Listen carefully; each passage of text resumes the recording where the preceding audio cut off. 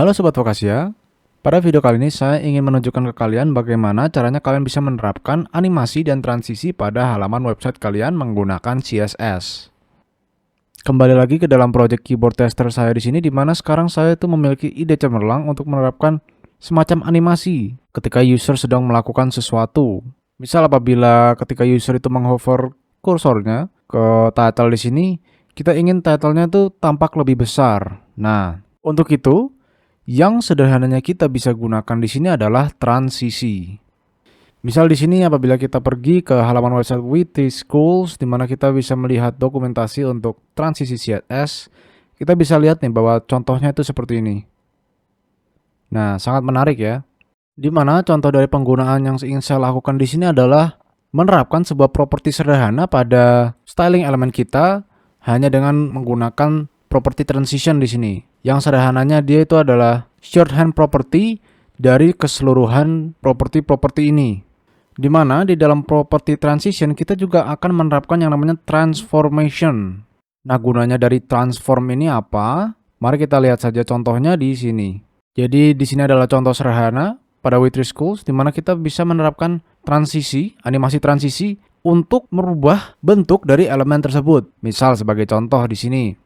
Ketika kita menghover komponen ini, maka dia itu akan memutar kotak atau persegi ini sebesar 180 derajat. Di mana yang sederhana dilakukan di sini adalah mendefinisikan apa yang terjadi ketika elemen ini tuh ditransform. Lalu selanjutnya juga ada width dan height di set ke 300 pixel ya. Jadi dia akan membesar serta memutar ketika animasi transisi tersebut dijalankan. Nah, cara memanggil atau mengeksekusi animasi tersebut kita cukup panggil di bagian transition di sini. Lalu kita set width, height, dan transform. Lalu kita ingin set juga berapa lama animasi tersebut ingin dijalankan ya. Misal ini masing-masing 2 detik ya. Dimana kalau misal kita coba di sini, nah dia akan tampil menarik seperti ini ya.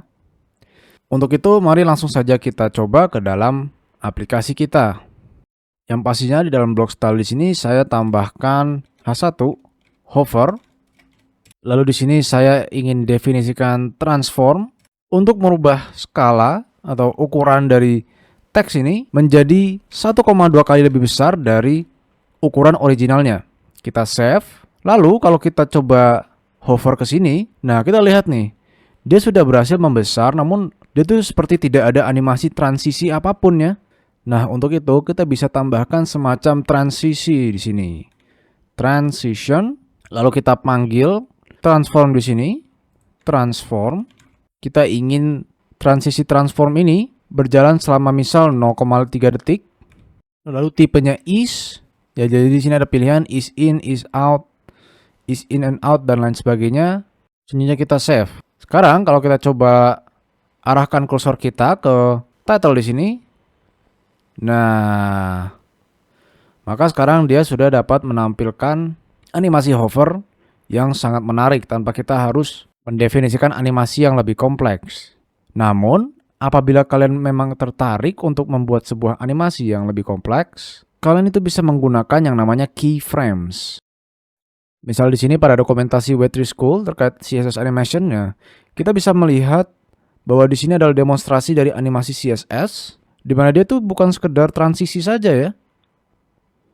Dia bisa melakukan hal seperti ini, sangat menarik. Namun pastinya untuk implementasinya tuh bisa dibilang sedikit lebih kompleks ya ketimbang kita menerapkan transisi sederhana.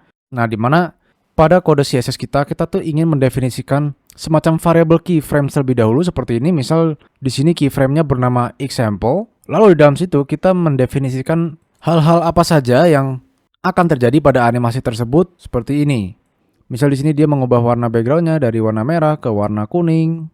Lalu setelah kita mendefinisikan keyframe-nya di sini beserta animasi-animasi apa yang harus dijalankan di dalam keyframe di sini, kita cukup panggil ke elemen yang ingin diterapkan animasi tersebut seperti ini. Kita tambahkan animation name, lalu kita set ke example ya karena keyframe-nya di sini bernama example. Lalu kita set juga durasinya ingin berapa lama. Dan di sini juga ada alternatifnya juga ketimbang kita mengeset property animation sebanyak ini, kita cukup menggunakan shorthand property yang bernama animation yang dapat menerima value-value dari 6 properti ini ya. Jadi pastinya akan sangat menghemat waktu penulisan kode. Mungkin yang selanjutnya saya ingin tunjukkan di sini adalah animation timing function ya. Jadi di sini melalui properti ini kita tuh dapat mendefinisikan bagaimana cara CSS itu dapat menghandle munculnya dari sebuah animasi. Misal contohnya seperti ini. Nah, di sini ada linear, ada is in, is out. Dia tuh animasinya berbeda-beda ya sampai dia mencapai titik utama atau akhir dari animasi tersebut. Misal kita refresh lagi, nah dia modenya tuh berbeda-beda.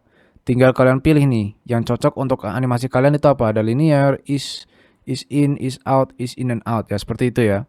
Langsung saja kita coba di sini pada aplikasi kita. Mungkin dalam kasus ini saya ingin menerapkannya pada key di sini. Jadi ketika dipencet, dia tuh key-nya membesar. Namun ketika menggunakan transition kita akan menggunakan animation dan keyframe. Untuk itu langsung saja di bawah sini kita tambahkan sebuah keyframes baru. Misal kita berikan namanya scale up.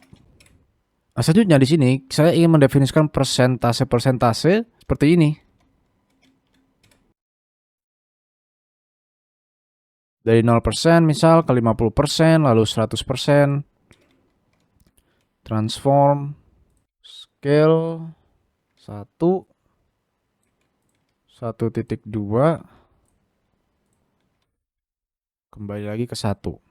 Nah, jadi yang sederhana saya definisikan di sini sebagai animasinya adalah ketika animasi ini dijalankan pada durasi 0%, kita tidak akan lakukan apa-apa, namun ketika durasi animasi ini berjalan selama 50% dari waktu durasinya, kita tuh ingin membesarkan elemen tersebut sebesar 1,2 kali dari ukuran biasanya. Lalu pas durasinya sudah berakhir atau pas 100%, dia tuh kembali ke scale atau ukuran awal. Ya, jadi sederhananya seperti itu. Selanjutnya mungkin di sini kita set saja di dalam key active, kita set animation. Kita ambil scale up di sini karena kan kita memang ingin menggunakan animasi scale up. Lalu mungkin animasinya saya jalankan selama 0,4 detik. Lalu gaya timingnya is out. Seperti ini. Selanjutnya kita save.